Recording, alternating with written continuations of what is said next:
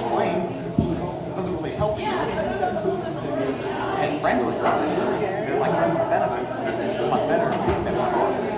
Sometimes cars and benefits. All right, how you guys doing? Woo! Apparently one person is doing moderate, the rest of you are completely indifferent. We'll try one more time. Yes! How are you guys doing? Doing good? Alright, pretty good. Have you guys ever noticed, like, when you ask questions and people think that it's more and more important, their voice gets higher and higher as they talk? So it's like, where were you Friday night? You broke up with your girlfriend? It's like, imagine, like, a reporter, like, interviewing the president, like, what do you know about government secrets? Well, how can you explain these photos?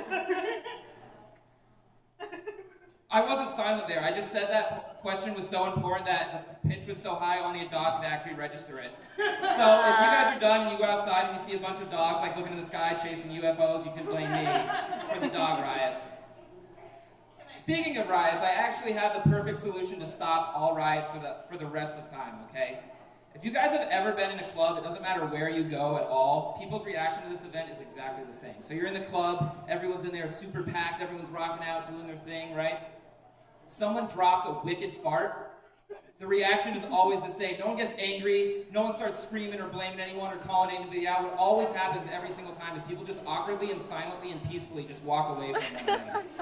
So guys, here's what we need to do. If there's ever like an angry mob, don't feel like we need the police to come out with like SWAT team gear, okay? All we need to do is just have a guy walk in the middle of the crowd and just drop a wicked fart right in the middle. And everyone will peacefully walk away. But here's the best part, and you guys can all go in on this with me. We can monetize this. We can turn it into a way to make money. We'll make an app. It's like Uber for farts. We'll call it Freedom Farts. Anytime there's a situation that you really need to get out of peacefully, just send into this app your location, and they'll come over and they'll have a guy drop a fart for you to end the situation, right? So like you're in a fight with your girlfriend and it's going in circles and you can't get out and you're just freaking out, call up Freedom Farts. And they're gonna come over to your door and the guy will just drop a fart. Your girlfriend will be so confused that she won't get angry, she'll just awkwardly walk away from the situation and completely diffuse it. We need to get that app, right? I wish that I could get apps on my cell phone, but the problem is my cell phone has absolutely no memory on it whatsoever. And my cell phone hates me, and it actually makes fun of me at my own expense. Because it doesn't send me a warning like, hey, Jimmy, guess what? Your memory's almost full. It sends me a message with a big middle finger saying, your memory's full, motherfucker, you're not getting this message. And then this is the best part, right? So what would you assume you have to do? Delete shit, right? So that you have enough memory? Problem is, when I go to delete my phone, I'm not making this up, my phone actually tells me, sorry, there isn't enough memory in your phone to complete this action. My phone tells me there isn't enough memory to make memory. How do you figure that out? So anyways, the funny thing is the only thing that I've actually been able to use my cell phone for successfully was recording the words of an old lady in physical therapy the other day.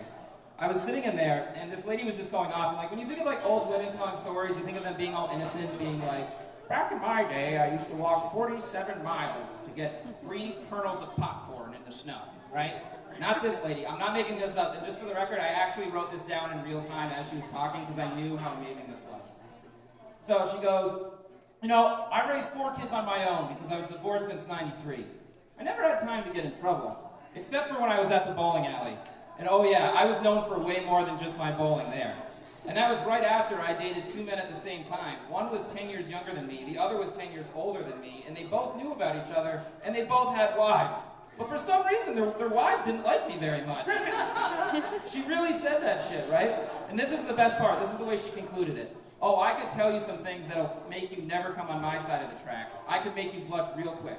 She said that to me, and I started thinking to myself, like, okay, that's the end of the life cycle. The beginning of the life cycle is equally funny, right? First thing I want to say is, ladies, I give you so much credit, okay? I could never give birth. You guys are heroes, you're champs. Wow, you are superheroes. But holy shit, I do not ever want to have to look down there when I am the husband and I'm helping my wife get through it. So my tactic is going to be like those guys in those survival movies that panics. I'm just going to hold on to her wicked close and I'm going to look her in the eyes and say, don't look down, don't look down, don't look down. Oh shit, I looked down. Damn it. But the funny thing is, with childbirth, this is real life. Have you guys ever noticed that they record the exact minute that you're born? the exact minute that you're actually born, right? What do they have? Do they have like a track official standing in an athletic stance like this, holding his timer, going not yet, not yet, not yet, and time! 11:53 a.m. That's the time we got going on there. I'm sure there's a video of that, right? Like, have you guys seen, have any of you raised a hand or shout out, heard of YouTube Red? Yeah. Okay, two hands. You voted for both people, that's nice. YouTube Red, for those of you that don't know, it's going to be like their version of Netflix, right? But the reason why I think that this is so funny, there's an incredibly popular porn site called RedTube.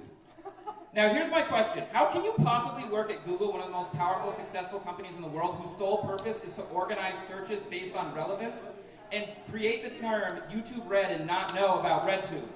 Like, I wonder how they discovered, like, that is actually a thing, right? Like, do you think that they were in a board meeting, and they were all like, oh, we got the best name ever, we're gonna call it YouTube Red, and this intern came in, and he was like, can I tell you something? And they're like, shut up, you idiot, you're just the intern. We're the professionals around here, we got this, we know exactly what to do. You know? There's always like a million different videos that's on YouTube. They're everywhere. If you guys have seen like the conspiracy theory videos that everyone's addicted to, right? I'm going to tell you not a conspiracy theory, but a conspiracy fact to prove why we are actually in the Matrix. And you might want to listen closely, because I'm telling you that I'm right, okay? Seagulls. That's right, seagulls. When you hear these questions, you're going to know exactly what I'm talking about. How many of you, okay, in Plattsburgh, New York, have ever seen a large group of seagulls in December, January, or February? No one, right? The question is, how many of you have ever seen seagulls migrating south? Where do they go? Do they just disappear in and out of the Matrix whenever they want to? I have no clue, right? Here's another question. How many of you have ever been to the beach and seen a small seagull or a baby seagull? They're only full grown. When have you ever seen that? And here's another question. When have you guys ever seen a seagull nest? Like a little seagull and a baby and an egg. Don't you guys realize we're in the Matrix? I'm really sorry my voice got so high there. I just thought that question was super important. That's why my voice got up so high.